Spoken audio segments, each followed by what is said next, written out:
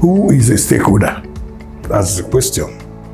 A stakeholder is any individual, organization, or entity at all that has an interest in an organization, that the decisions of the organization impacts one way or the other is a stakeholder. So it's very important in communication to know who your stakeholders are.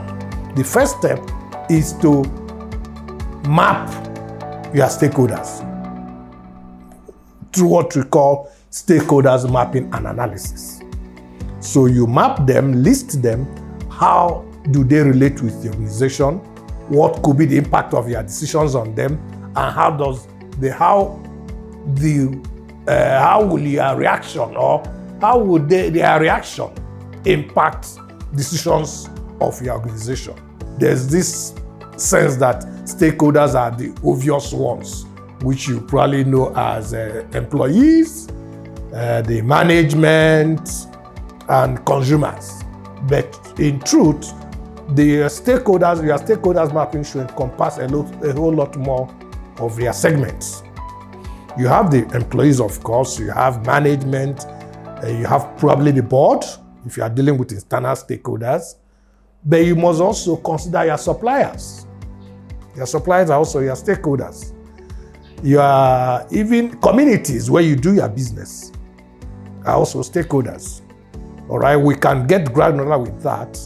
Even your competitors can be your stakeholders, because one way or the other, they affect what you do or what you don't do. So having mapped and segmented your stakeholders, the most reasonable thing for any organization to do is to now determine the level of influence these stakeholders have on your decisions, have on how they will impact you. And then you will also want to look at your environment and include government, regulators, and even those that make the laws. That will include the legislature. So having identified your stakeholder is important for communication professionals to clearly define the role of their stakeholders in the communication mix. How do you relate with them? And it's identifying your stakeholders and building a relationship with them as a communication professional helps to achieve three things. It will help the communication professional on behalf of his or her organization to establish a relationship even before issues happen. It will help through effective communication to entrench trust. And finally, it helps the business to become more sustainable because you have partners you can rely on in the course of doing your business. The role of communication for any organization is more strategic than tactical because it is a management function. The way I would like to address the role of communication in an organization is the way you integrate your finance, your legal team, and the operations team into your strategy. Communication must also sit within your strategic plan, because communication is not a reactionary thing. It has to be built into the organizational growth plan from the beginning.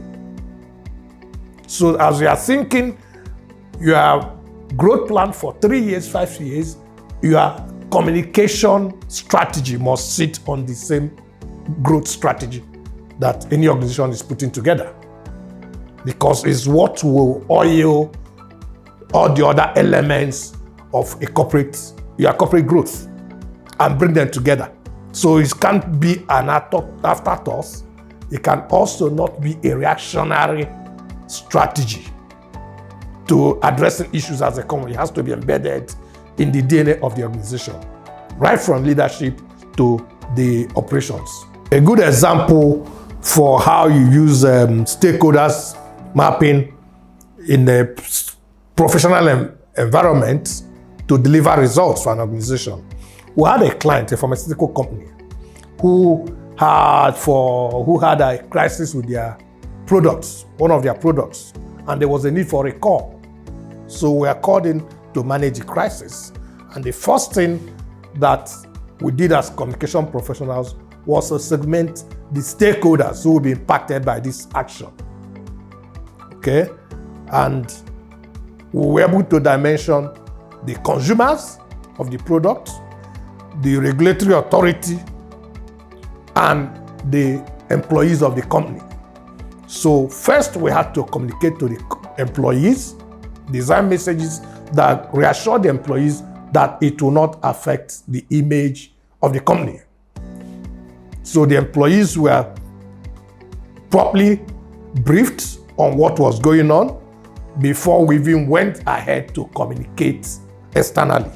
Of course, we informed the regulatory authority of what was happening within the company, so they are aware of the action that is being taken and the steps that are being taken so that there's no negative impact on consumers. And this process was engaged from the highest decision-making person within the regulatory circle to all the directors and all that. Then the consumers were informed of the action the company is taking step by step to record the product and remedy the situation. So at the end of the day, all the stakeholders were carried along, and the impact, the company recovered very well after that incident, and the impact was not injurious to the image of the brand.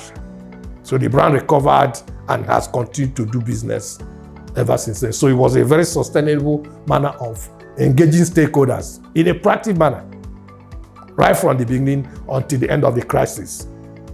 So it is always a deliberate step in crisis communication, stakeholders engagement, because those are the things that will sustain you even after the crisis. For your stakeholders to begin to trust, one, the organization and the products in the marketplace. Communication is a specialized area of knowledge or professionalism. So people are trained deliberately to understand the dynamics in communication. There are skills that have been acquired over a period so that it can be calibrated in a manner that delivers, one, the objective and the expected results. So stakeholders communication or communication itself must be handled by professionals who have been trained, because it involves research, involves also interpreting data. It also involves understanding human behavior.